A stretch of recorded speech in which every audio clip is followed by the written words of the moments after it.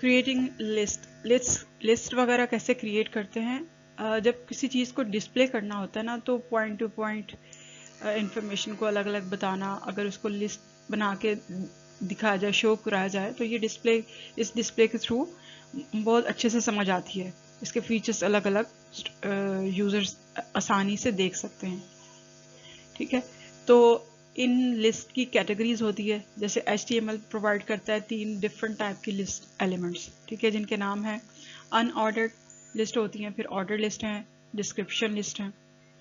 तो web browser जो है खुद ब खुद ही इन चीज़ों को, इन इंडेंट्स को ऐड कर देता है स्पेसेस और मार्कर वगैरह के इस्तेमाल से HTML लिस्ट को, यानी HTML जो प्रोवाइड करती है, तो वेबसाइट के अंदर, वेब पेज के ऊपर ऑटोमेटिकली फीचर्स को उस तरह जस्टिफाई कर दिया जाता है। यानी कि ये इंस्ट्रक्शन देता है ना, HTML वेब पेज को, उसको इंस्ट्रक्शन दे रहा है कि हाँ ये मेरी डिमांड है, तो वो उसके मुताबिक, उसकी डिमांड के मुताबिक, उन कमांड्स के मुताबिक उसको मतलब प्रीव्यू दे देता है उन चीज़ों को। तो इस तरीके से वेब के ऊपर प्रीव्यू आ जाता है, यानी वेब पेज के ऊपर वो चीज़ें क्रिएट हो जाती हैं। अब अनऑर्डर्ड लिस्ट क्या होती है? An unordered list is a list of related items in which the order of items is irrelevant. जैसा कि आप देख सकते हो नीचे एग्जाम्पल है, इसको U1 और टैग के थ्रू इसको स्टार्ट किया जाता है। सही है, commonly use components of Microsoft office. ठीक है, माइक्रोसॉफ्ट ऑफिस के जो मेन कंपोनेंट्स हैं 5 जो इसके अंदर मौजूद हैं। सबसे पहले हमने ये हेडिंग दी है, अब ये हेडिंग 5 है, लेकिन हम इसको मेन 1 2 के ऊपर नहीं लेके जा रहे, normal headings as a show हमने इसको करना है। उसको हमने हेडिंग ये हमने पीछे पढ़ लिया, पीछे वाले टेबल्स में आपने देख लिया कि 1 से 6 तक डिफरेंट साइज होते हैं हेडिंग्स के। तो इस साइज में हमने ये टेक्स्ट दे दिया कि इसके माइक्रोसॉफ्ट ऑफिस के कंपोनेंट होते हैं बेसिक कुछ। इसके बाद हमने कंपोनेंट्स देने हैं, लेकिन उनको हमने लिस्ट देनी है, लिस्ट शेप में देने के लिए कि जैसे आप आउटपुट देख रहे हो इस फॉर्म में नज़र आए, तो हम इसकी टैगिंग इस तरह से करेंगे। तो लिस्ट 1 है, लिस्ट 2 है, लिस्ट 3, लिस्ट 4, टैग स्टार्ट किया और फिर टैग क्लोज कर दिया। क्लोजिंग में हमने जो स्लैश है वो इंसर्ट करनी होती है प्लस पे, जैसे वर्ड एक्सेल, पावरपॉइंट एक्सेस है। ठीक है, तो इसका मेन कोड क्या है? U1। तो U1 कोड को, इस टैग को हम स्टार्ट करेंगे, angular brackets start U1 close, then हमने लिस्ट दे दी। LI में वो वाली चीज़ें जो हमने लिस्ट में बतानी है, वो 4 हैं, ये हमने चारों लिख दी। इसके बाद हमने U1 को क्लोज करना, यानी ये हमारा एक्शन क्लोज करने के लिए हमने उस तरह एंगुलर ब्रैकेट्स को ऑन किया, स्लैश के साथ U1 लिखा, इसको क्लोज कर दिया।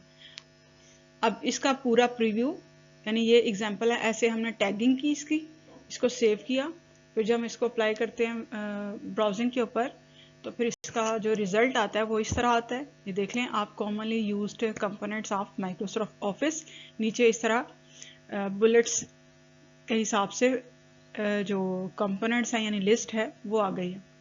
तो इसको हमने काम इतना ही करना है, इतना ही लिखेंगे, इस तरीके से कोडिंग देंगे, टैग्स इस तरह से लिस्ट करेंगे, तो उसके बाद उसका प्रीव्यू वेबसाइट के ऊपर, वेब पेज के ऊपर इस तरह से आ जाएगा, ये जो आउटपुट में है। बिल्कुल ये ऑटोमेटिकली इन कंस्ट्रक्शन को, यानी इन कमांड्स को अप्लाई कर देगा वेब पेज पे, वेबसाइट के ऊपर इस तरह का आप आउटपुट देख सकोगे। ये अनऑर्डर्ड लिस्ट की एग्जांपल है। फिर नेक्स्ट है कि ऑर्डर्ड लिस्ट। ठीक है, ऑर्डर्ड लिस्ट में क्या डिस्प्ले होता है कि रिलेटेड आइटम, उसमें इररेलेवेंट आइटम थे, इसमें रिलेटेड है। रिलेटेड का मतलब यह है कि जैसे अगर आप एक चीज़, जैसे एक्सेल है, एक्सेल के अंदर कौन से फीचर्स या उसके आइटम्स है, अगर आप वो शो करना चाह रहे हो तो फिर वो इसमें आ जाएंगे, इस लिस्ट में। It is used where the order of the list is important, for example names of the students in order of their exam ranks. ठीक है, स्टूडेंट्स के नाम हो गए ऑर्डर के हिसाब से एग्जाम के लिए जो हम मेंशन किए गए लिस्ट में। इसको डिफाइन किया जाता है ये जो टैग है इसके थ्रू, और each of its list item is defined by 1i इस कोड से। ठीक है, हर लिस्ट के एलिमेंट को इस तरीके से, जो नेक्स्ट कोड है, इस तरीके से डिफाइन किया जाता है, और जब हम इस एक्शन को स्टार्ट करते हैं तो ये वाला टैग देते हैं O1 वाला, ठीक है। The web browser will display these list items with number starting from 1 instead of bullet points. तो हमने 1 दिया है तो फिर इसमें 1 2 3 वगैरह बुलेट्स की बजाय नंबरिंग आ जाएगी। अब ऑर्डर लिस्ट में जो है इसकी एग्जांपल्स दी हैं, इसके भी मज़ीद एट्रीब्यूट्स भी हैं, जैसे कि स्टार्ट और रिवर्स, ठीक है। स्टार्ट करने से ये होता है कि स्टार्टिंग नंबर फर्स्ट लिस्ट में पहले उनको नंबर्स को डिफाइन किया जाता है, और रिवर्स के अंदर क्या होता है कि डिसेंडिंग ऑर्डर में डिस्प्ले किया जाता है, यानी कि आप सीक्वेंस इसका सीधा रखो या उल्टा रखो, या आपकी अपनी मर्जी है जिस हिसाब से इसके लिए। बाकी ऑर्डर लिस्ट के अंदर जो कंपोनेंट्स होते हैं उनको वैल्यू एट्रीब्यूट से डिफाइन किया जाता है, ठीक है, और इनको स्पेसिफिक पोजीशन नंबर वगैरह के हिसाब से बताया जाता है। जैसे अब इसकी आप कोडिंग देखो, टैग्स देखो इसको कैसे बने हुए एग्जांपल में। जैसे हेडिंग में आपने लिखा steps to create HTML file, ठीक है। HTML फाइल क्रिएट करने के स्टेप्स आपने बताए। ये हेडिंग का आपने साइज 5 चूज किया, फिर इसको स्टार्ट किया, फिर क्लोज कर दिया स्लैश के साथ। फिर आपने इसमें रिलेटेड आइटम्स की लिस्ट को करना है, तो आपने जैसे कि O1 वाला टैग ये आपने यूज़ किया, इसको स्टार्ट किया, फिर आपने आगे L1 में यानी 1i में आपने सारे कंपोनेंट्स बता दिए, जैसे टेक्स्ट एडिटर है, न्यू फाइल है, HTML कोड्स और सेव एज वगैरह। ये सारे स्टेप्स के नाम है, ये आपने शो करने हैं एज अ टेक्स्ट उसके ऊपर कंटेंट के तौर पे। ये आपका मेन कंटेंट है। आपने हर एलिमेंट के लिए पहले उसको स्टार्ट किया, फिर इसको क्लोज किया स्लैश से, फिर ये पूरा हो गया एक्शन, तो फिर आपने मेनली उसको क्लोज कर दिया जो आपने स्टार्ट किया था उस, जैसे कि एंगुलर बार में स्लैश दे के U1 के साथ इसको क्लोज कर दिया। अब जब सेव करने के बाद अब आप ब्राउजर पे इसको अप्लाई करोगे वेब पेज पे, तो इस तरह का प्रीव्यू आएगा। आउटपुट में देखें आपको ये नज़र ऐसे आएगा। तो इस तरीके से जो हम सब ये फाइल्स वगैरह वेबसाइट पे डाटा पेजेस वगैरह सब कुछ देख रहे होते हैं, इस तरीके से होता है। जो बनाने वाला, जो वेबसाइट बनाने वाला है, जो कंटेंट लगाता है, वो इस तरीके से लगाता है। कंटेंट पहले लिखा होता है, फिर इसको सिर्फ यहाँ पे टैग्स और कोड अप्लाई किए जाते हैं, जिस तरह का एक्शन या कमांड हमें रिक्वायर्ड हो उस तरह का कोड अप्लाई करके टैग दिया जाता है, और फिर इसमें कॉपी पेस्ट करके मेन कंटेंट को लिखा जाता है। फिर जब हम इसको सेव करके अप्लाई करते हैं तो उसका प्रीव्यू आता जाता है, उसको हम सेव करते जाते हैं, वो वेबसाइट के ऊपर यानी वेबसाइट डेवलपमेंट होती रहती है, उसके ऊपर बनता जाता है। फिर आगे है कि डिस्क्रिप्शन लिस्ट, ठीक है। Description lists are used to display different terms and their descriptions, just like in dictionary or glossary, ठीक है। जैसे डिक्शनरी और ग्लॉसरी में होता है ना, डिस्क्राइब की जाती हैं चीज़ें, डिस्प्ले की जाती है मुख्तलिफ टर्म्स के हिसाब से, इस तरह इसमें इस स्टाइल को इस्तेमाल करने के लिए ये डिस्प्ले दिया जाता है। और इसको डिफाइन किससे करते हैं, D1 से, ये टैग है इसका। और एलिमेंट्स को कंपोज किया जाता है इसमें, जैसे each of it's a list items is composed of 2 elements, term and description, ठीक है।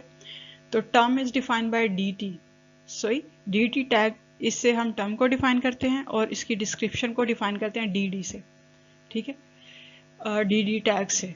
तो description list में क्या होता है कि term can have one or more descriptions and a description can have one or more terms, यानी एक या इससे ज़्यादा description या terms भी हो सकती हैं। तो एग्जाम्पल क्या है, जैसे कि हमने कोडिंग यानी टैगिंग इसकी की, टैग्स कैसे प्रोवाइड किए। D1 हमने किया टैग को डिफाइन कर डिस्क्रिप्शन के लिए, ठीक है। इसमें पहले टर्म और फिर उसकी डिस्क्रिप्शन। पहले टर्म है जैसे कि ऑपरेटिंग सिस्टम क्या चीज़ है, ठीक है। तो टर्म डिस्क्रिप्शन हमने स्टार्ट की DT और उसके बाद उसको क्लोज किया स्लैश से, यानी कोई भी एक्शन है स्टार्टिंग के ऊपर एक टैग लगाना है, फिर उसको स्लैश के साथ उसी टैग को रिपीट करते हुए क्लोज कर देना। ये हम देख रहे हैं हर एग्जाम्पल के अंदर। फिर देन DD है, फिर इस टर्म की डिस्क्रिप्शन है, ठीक है। एक मेन डिस्क्रिप्शन है, इसमें एक टर्म दी, फिर उसकी नीचे डिस्क्रिप्शन या डेफिनेशन आ गई, तो DD आ गया, ठीक। इसमें हमने पूरा कंटेंट लिख दिया कि ऑपरेटिंग सिस्टम क्या है, सॉफ्टवेयर है विच परफॉर्म्स ऑल, जो भी हमारा कंटेंट है उसको हमने इसमें लिखा सारा या कॉपी पेस्ट किया। उसके बाद क्योंकि ज़ाहिर है हमने जो कंटेंट देना वो हमारे पास मौजूद होगा ना वर्ड फाइल्स में कहीं भी, तो वहाँ से हमने जितना कंटेंट इसमें शो करना है वो हमने इसमें यहाँ टाइप कर लिया या फिर कॉपी पेस्ट कर दिया। उसके बाद हमने इस टैग को क्लोज कर दिया स्लैश के साथ।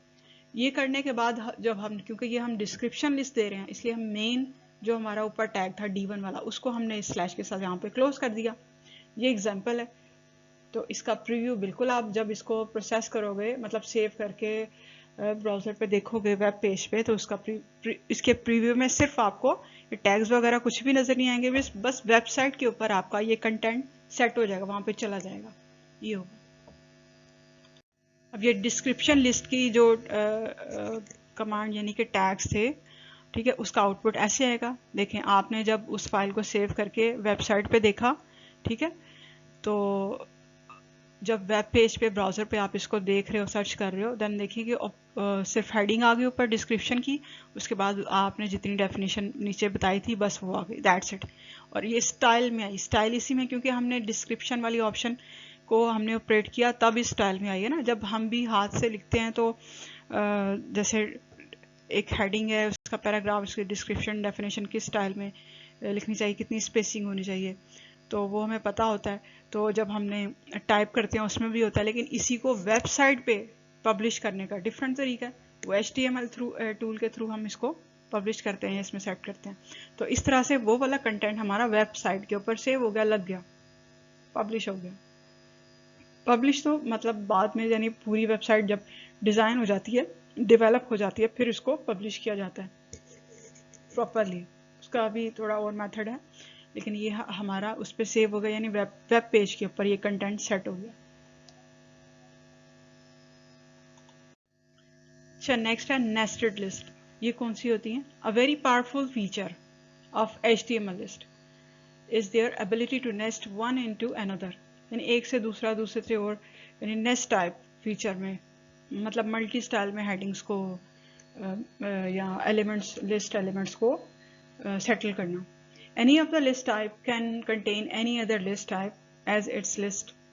So it is defined by placing the new list tag inside the li, यानी कि 1i, फर्स्ट लिस्ट में मजीद लिस्ट को बनाना हो तो टैगिंग वगैरह करके हम इसको सेटल कर सकते हैं, अप्लाई कर सकते हैं। तो web browser automatically indent nested list and assign appropriate markers to those nested list items as well, यानी कि वेबसाइट के ऊपर ऑटोमेटिकली ये अप्लाई हो जाता है, उनको पता होता, यानी कि उनके फीचर में ये इंक्लूड है, वो वेबसाइट खुद ही उसको डिज़ाइन कर देती है, सेटल कर देती है तरीके से कि इसको नेस्टेड लिस्ट स्टाइल में मैनेज करना है और इसका प्रीव्यू उस स्टाइल में आना चाहिए, क्योंकि ये कमांड्स हैं जो HTML ने उसको दी।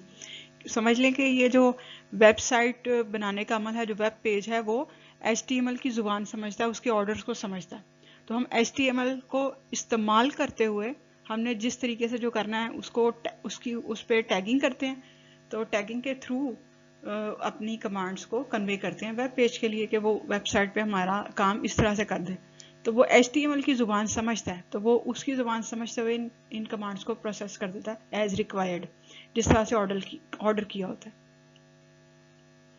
तो प्रीव्यू हमारे पास इस तरह का आएगा। एग्जाम्पल ये है इसकी, ठीक है। एग्जाम्पल आप ये सारी कोडिंग जो आप देख रहे हो, सारे टैग्स वगैरह इस तरह नेस्टेड लिस्ट के लिए, मगर आपको पहले भी एक्सप्लेन किए गए हैं। हेडिंग, पहले हेडिंग का साइज 5 वाला चूज़ किया गया है इसमें, और इस तरह मज़ीद यानी कि लिस्ट के लिए, नेस्टेड लिस्ट के लिए फिर हमने जितनी लिस्ट मेंशन करनी है उसको दे दी। इन कमांड्स को प्रीव्यू दे देगा वेबसाइट जब समझ कॉम्प्रिहेंड करके, तो आउटपुट आपको ऐसा नज़र आएगा वेब पेज के ऊपर। आउटपुट इमेज में देख लें। फिर नेक्स्ट SLOs हैं, add an image to our web page. एक वेब पेज के ऊपर, ये अभी हम एक पेज के ऊपर थोड़ी थोड़ी चीज़ों की बात कर रहे हैं, तो पूरी वेबसाइट डिज़ाइन करना, बहुत अच्छे तरीके से डिज़ाइन करना, फिर डेवलप करना, मॉडिफाई करना, और इससे ज़्यादा कम्प्लेक्स काम है। हम बेसिक्स की बात कर रहे हैं सिर्फ आपको समझाने के लिए, बेसिक कॉन्सेप्ट समझाने के लिए कि वेब डेवलपमेंट कैसे होती है, इसके मुख्तलिफ टूल्स वगैरह या प्रोसीजर कौन से हैं जिसको अप्लाई करते हुए डेवलपर्स काम करते हैं। तो एक इमेज को या पिक्चर को हम वेब पेज पे कैसे लगाते हैं? टेक्स्ट अप्लाई करने के कितने तरीके आपने देखे, हेडिंग्स वगैरह को सेटल करने के। टेक्स्ट कैसे अप्लाई करते हैं, कंटेंट कैसे लगाते हैं, वो आपने देख लिया। अब इमेज कैसे लगाना है वेब पेज पे, ठीक है। फिर apply border to an image in a web page. फिर हमने एक इमेज लगा दिया, उसके ऊपर बॉर्डर वगैरह या फ्रेम वगैरह कैसे सेट करेंगे। देन नेक्स्ट टॉपिक है specify width and height of an image. फिर एक इमेज जो भी हमने दिया है उसकी हाइट और विड्थ उसको सिलेक्ट करना, वो किस तरह होगा, चौड़ाई और लंबाई कितनी होनी चाहिए, कैसे होनी चाहिए, ठीक है। उसके बाद हमने स्पेसिफाई करना है alternate text for the image, ठीक है, इमेज के लिए जो टेक्स्ट हमने प्रोवाइड करना है। फिर apply background colour to a web page, web page के ऊपर बैकग्राउंड में हमने क्या देना है, कलर कौन सा चूज करना है। और फिर use and image as a background of web page.